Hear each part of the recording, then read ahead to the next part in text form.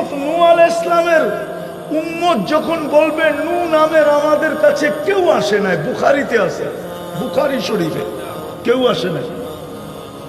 তা আল্লাহ বলবে নূহ কি বলতেছে?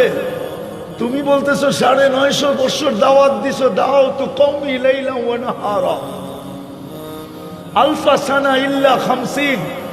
৯৫০ বছর এরা বলে তোমাকে চিনেই না, প্রমাণ? তো আমরা আমাদের দিকে পাশে দাঁড়ানো থাকবো, আমরা আল্লাহর পাশে দাঁড়ায়া বলবে আপনার বন্ধুর উম্মত আমার সাথে।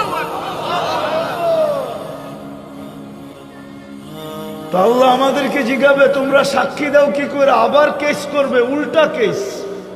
উম্মত বলবে, নূহ আলাইহিস সালামের উম্মত বলবে এরা তো আমাদের জমানায় ছিলই না, এরা তো আসছে সবাই শেষে, এরা সাক্ষী দেয় তো দেয় কি করে?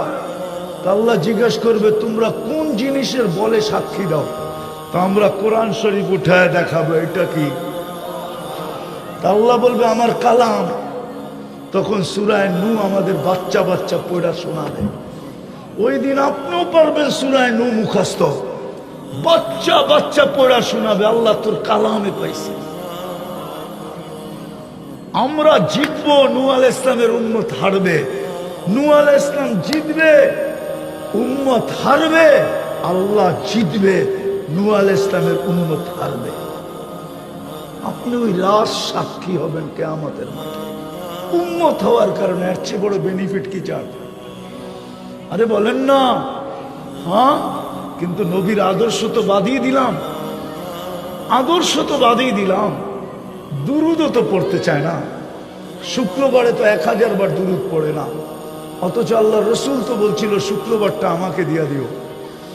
পার ঘন্টায় যদি ১০০ বার দুরুদ পড়ে তো শুক্রবারে ২৪০০ বার দুরুদ পড়া উচিত ছিল, কিন্তু কেউ তো পড়ে না। ৩ চিল্লা আল্লাহরও তো পড়ে না, চিল্লা আল্লাহরও তো পড়ে না। ওরা তো বলে আমরা নবীর মেহান্নত করি। তাহলে ওইটা তুমি নবীর কি মেহান্নত করো যে ২৪০০ বার তুমি দুরুদ পড়ো না? তোমার এই মেহান্নতের অর্থটা কি? কি মেহান্নত করো তুমি বলো? রাগ হয় না? পায়ে হাত দিতেছে। কি মেহান্নত করো তুমি? কিসের নবীওয়ালা মেহান্নত? কিসের মেহান্নত? যেই দিনটা নবী দিয়া দিতে বললো ওই দিন তো ২৪০০ বার দুরুদ পড়ে না। বলো কোনো ৩ চিল্লালা ১০০০ বারও পড়ে না।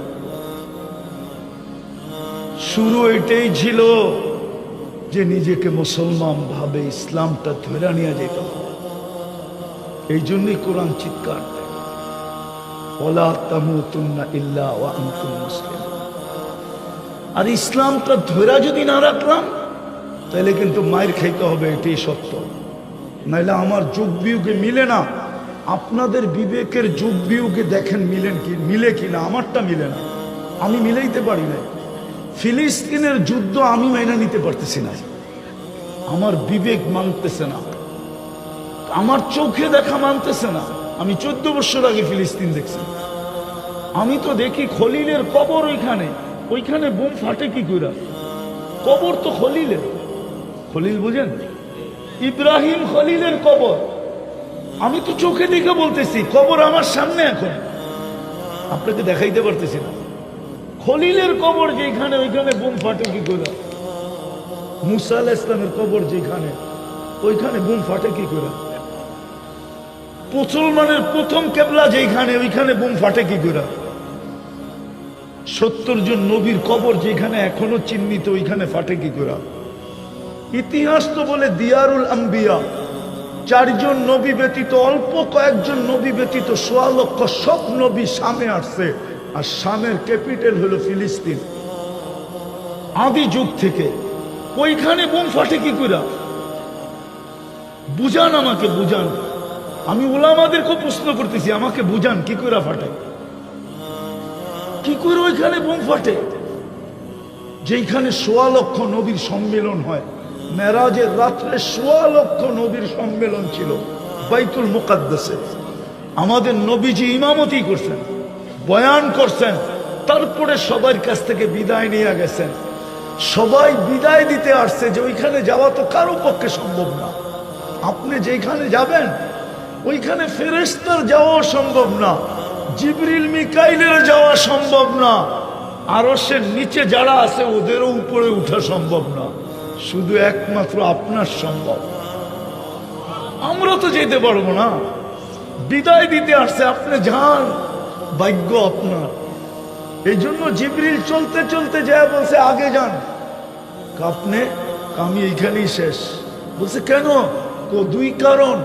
আমার আগে যাওয়ার অনুমতি নেই। কি নাই?